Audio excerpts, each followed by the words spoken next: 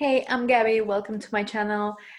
If you're watching on YouTube, welcome to my podcast. If you're listening on my podcast, so today I wanted to talk about something more serious, but then I had this day full of very serious sessions, heavy things lifted up and stuff like that. So I was like, yeah, I don't want to talk about serious stuff anymore for the rest of the day at least. And trying to fix my hair, I remember that a lot of people asked me about my hair. So this is a video I'm making about the journey I had with my hair. I had a very long hair for 3 years, and it was very interesting and very natural and very easy for me to handle it. um, and then all of a sudden, like I think 5 years ago, 4 or 5 years ago, I just felt the need to get rid of my hair. And if you're gonna search on the internet, you're gonna find a lot of information about the hair, the human hair, and how important it is. It's like a connection to your ancestors. It's like your hard drive when you keep all of your memories. They say it's where your power stands. They also say it's the feminine go to. Um, there's a lot of myths and legends around the hair. And if you Google it, you're not going to cut your hair anymore, ever. But still, I got this idea and I sat on it for about 2 months. And it was really interesting because it didn't went away. And I went to a hairdresser to ask her to cut my hair, and she was like, "You're crazy, come back in 15 days. If you still want to cut it, I will, but now I'm not." And I went home, and I have a picture. I'm going to show you a picture in just a bit. About it was a picture that I took before cutting my hair. So I took that picture, then I put my hair in a ponytail and I just cut it. And then I cut the rest of it, and then I shaved my head with a shaving machine for hair. I don't know how that's called. And for me, it was the moment when I first really actually saw myself. I was, I think, 5 years into the self-development journey, but as you might know, the first years you're like really dizzy in this world because there are a lot of information, there are a lot of belief systems that you need to change about yourself, to rewrite, to rewire. It's a manslaughter. When you start self-development, it's crazy. And I also started it with Google mostly, um, and not in an organized program or with a coach. I don't even think I knew what that was per se. I knew what a coach is because I finished foreign languages university and I studied English, but the definition I had for the word had nothing to do with what I now understand to be a coach. So I was all by myself in the self-development world, and I think I just went to one training or something like that, but it was not really structured. So it helped me in a more subtle way. And I but I was at a place where my awareness was increasing, awareness about who I am, awareness about what's going on around me, awareness about what am I doing here, and most of all, at that point in time, awareness on the consequences of my actions, and awareness on the fact that I loved myself so little up until that moment. So I shaved my hair, and that was the first time that I really saw myself. I want to tell you that after shaving my hair, I had zero remorse about it. I never, ever, ever regret it. And it was just the next best thing for me.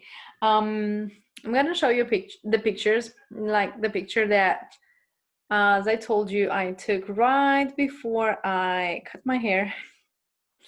And yes, this was my hair. And here it's the baptize of my son. And this is how I looked from the front. With very, very long hair. And then when I shaved my head, like this is right after I did it, I looked like that. Huge difference, right? Huge difference. But for me, it was the first time I could see myself, and it was the first time that I thought I'm beautiful. I never thought I'm beautiful up until that moment. I thought I'm okay. But beautiful, I never actually believed, never used the word beautiful in my inner talk. And that was the first moment I felt that. It was funny because the reactions I got from people were super diverse. Like a neighbor could not talk to me for days. He just saw me and was, my hair was very long and was also gorgeous. And it was like my alter ego and like a second person. People would see me for the first time and they would compliment me about my hair before I tell them my name. I was like, oh my god, that's such a gorgeous hair and the color. And it was a huge identity shift for me. Again, a neighbor could not talk to me for 2 days. He would just open his mouth and not able to say anything. The lady that was helping me cleaning the house, well, because my baby was an infant and I was all alone with him, and she was like my mother. She was a very simple but yet a very evolved soul, and she started crying when she saw me with no hair. Actually, she's keeping my ponytail because I told her I wanted to throw it, and she was like, can I keep it? I was like, yeah, whatever. And people did not know how to ask me politically correct if I have cancer or something. It was a very interesting journey, and that moment was when I really understood the idea of mirroring in others, because everyone had a different reaction.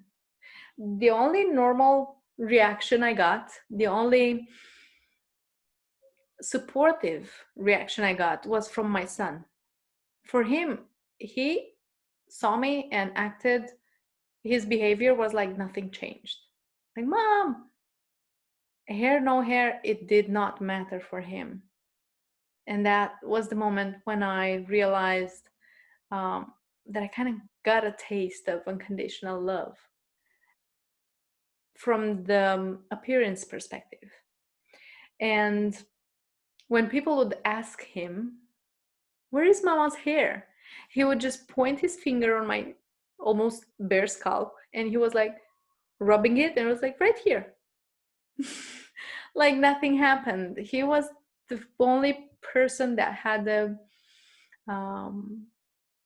natural, supporting, loving, accepting reaction, even though he was around 2 years old. And then I kind of kept my hair short because I like it. And then I wanted to dye my hair blonde. If you look on my Instagram, there are pictures with me blonde. I'm going to show you one. And because again, conditions and conditioning and programming from the society, like that blonde hair is beautiful and it's something special and it makes you special and it makes you look special and all that stuff that got implanted in my girl hair, girl head growing up. And I was like, yeah, okay. So I think I'm gonna just dye my hair blonde and I will see how that goes, pretty much. Because I knew that once I do that, I can only take it out with scissors. So I was like, okay, let's just do this while it is short. And I did it. Just that my hair is very stubborn, just like I am. And it's it has been so complicated to have it blonde.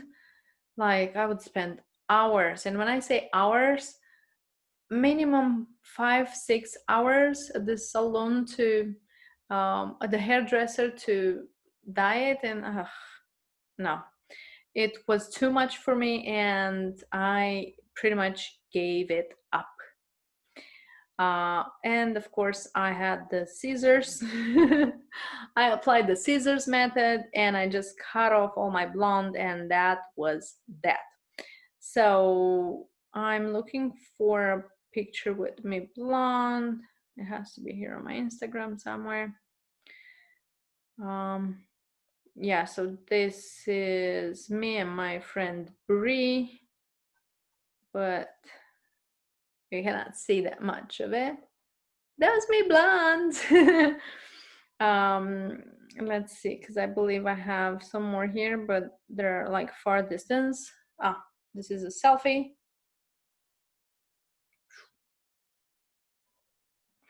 Let me see if I can make it more clear. Yeah, you can find it on Instagram. And so I've been blonde for 1 year, and I had my girly girl dream come true to have blonde hair. And then I was like, okay, this is not for me. When I went to the hairdresser to cut it off, and I told him, just cut it off, I just want it off. He was like, oh, you're gonna be sorry, you're gonna come back and have it blonde. And I was like, no, I'm not. And no, I'm not. Just that now I'm growing my hair back. It's like the same way I felt to get rid of my hair, the same way I feel now to have it long again, in terms of being the connection with my ancestors, or an antenna to catch UFO signals with, or whatever. Let's laugh a little bit. I told you I had a very serious day. We'll see. The reality of the matter is that, yes, now I'm growing my hair back with from this reality and these memories that I now have, when all the smoke is gone from whatever happened, and um, when my life is beautiful. Maybe that's why I want to keep these memories. So you're gonna see me for a while with my hair in my eyes until I find a way to shape it, style it, whatever. I'm gonna look like this for a while, but my hair will grow, and I'm happy if the memories theory is correct. I'm more than happy to grow my hair with the memories I have from this year, practically, because I think in January I cut the rest of my blonde off, and I had like really short hair. I enjoyed my short hair. I loved it. It's really easy to maintain and all that. For me, it was really easy to maintain the long hair too. I think just this phase when it's not short, it's not long, it's a little bit annoying.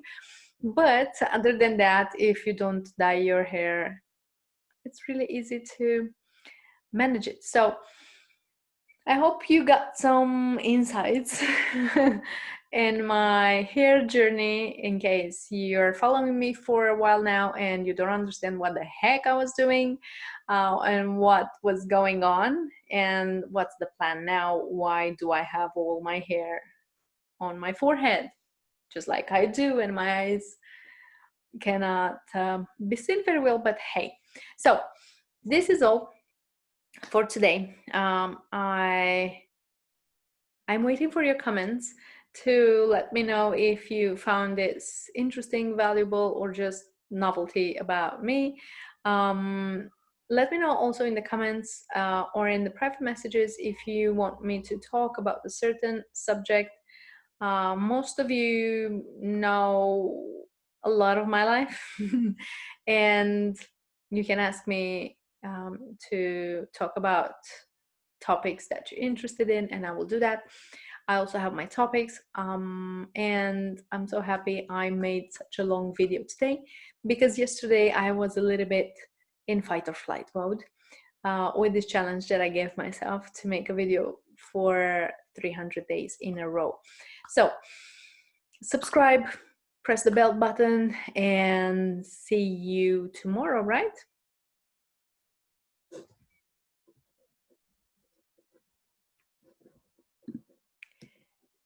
Have a great rest of the day.